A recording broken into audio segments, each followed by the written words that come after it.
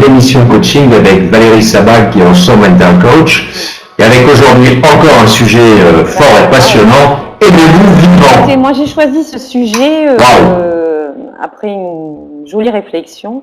Je me suis rendu compte que si vous voulez, on est dans une époque où les gens sont très tournés sur eux, où il y a trop de narcissisme, trop de revendications des droits individuels, trop de tout pour finalement céder à la sentimentalité, et qu'il y a énormément de gens qui veulent aimer sans se perdre, aimer sans se soumettre, aimer sans s'oublier, aimer sans, et qui ne comprennent pas finalement que l'amour, c'est le lieu qui nous aide à aller au cœur de nous-mêmes.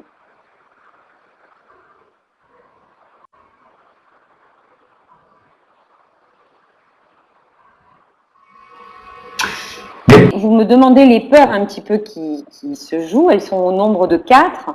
Il y a 4 peurs qui sont finalement à dépasser quand on veut tomber un petit peu amoureux ou se laisser aller au sentiment amoureux. Il y a la peur de l'abandon, qui est finalement une peur liée à la naissance, parce que quand on a l'abandon au niveau de la mère, et cette peur, si vous voulez, elle éveille le sentiment de ne pas être assez bien pour une autre personne. Et ça pousse parfois certaines personnes carrément à saboter la relation pour ne pas courir le risque d'être abandonné. Ça, si vous voulez, c'est une des premières peurs. La deuxième peur, c'est la peur de la fusion, parce qu'il y a une peur de se perdre et finalement de se rencontrer, de renoncer aussi à une part de soi et pour aller vers l'autre. Donc ça, c'est la deuxième peur, c'est cette peur de fusion. La troisième peur, la peur de l'engagement.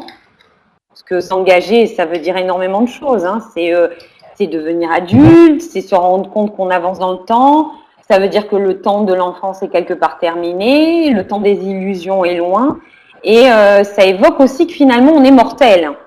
Donc, c'est qu'on avance quand même. Et un jour ou l'autre, il faut être quand même conscient que on est mortel. Et en ce sens, la vie doit prendre tout son sens. C'est-à-dire qu'on doit se rendre compte à quel point la vie doit être vécue pleinement et combien être amoureux, c'est important.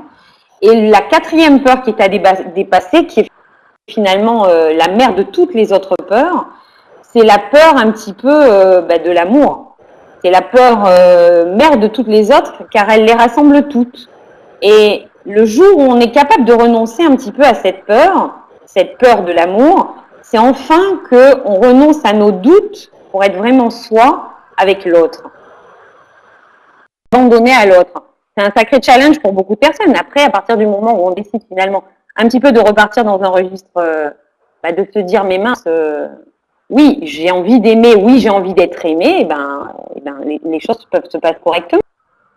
Mais c'est vrai qu'il y a des moments de disponibilité pour chacun, c'est ce que je vous disais, en tenant compte des ruptures, en laissant le temps à chacun de faire un petit peu le deuil de certaines choses, mais en se disant quand même que c'est toujours 2 fragilités qui se rencontrent, et c'est 2 failles, 2 difficultés, 2 blessures. Les gens ne se rendent compte pas par hasard, c'est-à-dire qu'on a tous nos fragilités et nos faiblesses, et que 2 fragilités se rencontrent réellement quand des gens tombent amoureux. Sentiment d'amour, d'accord? Là, c'est s'intéresser à quelqu'un. Voilà. Et quand on sent que l'autre aussi s'intéresse. C'est réellement ça, c'est tu m'intéresses. Non, on peut se poser des questions aussi, c'est pas se poser des questions, c'est pas forcément ne pas être amoureux, on se pose des questions par moment. Alors, comment gérer le fait que l'autre ne lâche pas prise alors qu'il en meurt d'envie?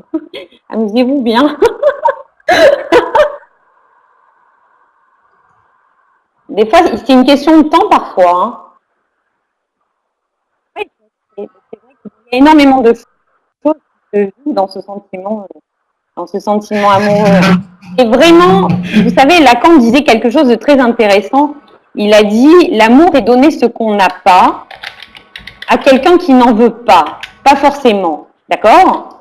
Et c'est vraiment ça, on donne ce qu'on n'a pas, c'est-à-dire c'est au-delà de nous quelque part. Il y a une partie quelque part qui se met en route d'un petit peu particulière. C'est pas, voilà, on est capable de ce qu'on n'a pas. Paradoxe à gérer, est-ce que c'est une habitude, une sensation, ou est-ce que la personne qui dit est dans cette...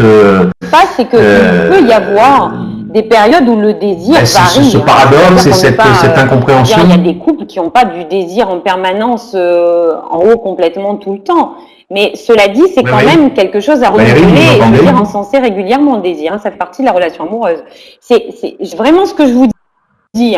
L'amour demande du plaisir parce qu'il y a du désir.